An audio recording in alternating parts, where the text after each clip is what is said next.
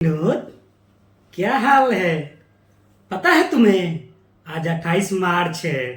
तो दोस्तों आपको मैं बता दूं कि आज 28 मार्च है और खास बात है, आज बवाल होने वाली है शाम को।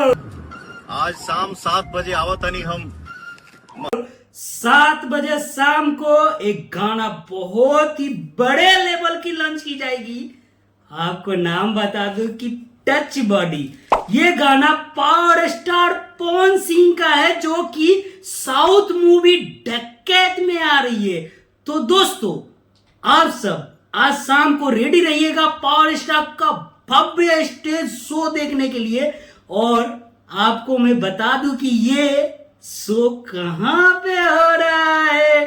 तो दोस्तों महंत दिग्विजय नाथ गोरखपुर में हो रहा है। तो पावर स्टार का भी वीडियो देख लीजिए। महंत दिग्विजय नाथ पार्क, नौका विहार, तारामंडल, गोरखपुर में। भाई तो ये गाना बहुत ही बड़े लेवल का होने वाला है। और दोस्तों आप सब शाम को ये शो देखना ना भूलिए।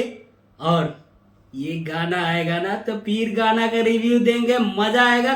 कल मिलते हैं फिर नेक्स्ट वीडियो के साथ। मेरे चैनल पे आए हो तो मेरे चैनल को सब्सक्राइब करें और बेल आइकन को प्रेस करें ताकि आपके पास पहली वीडियो जाए और पहले देखते रहिए। तब तक के लिए बाय बाय, मिलते हैं वीडियो के साथ।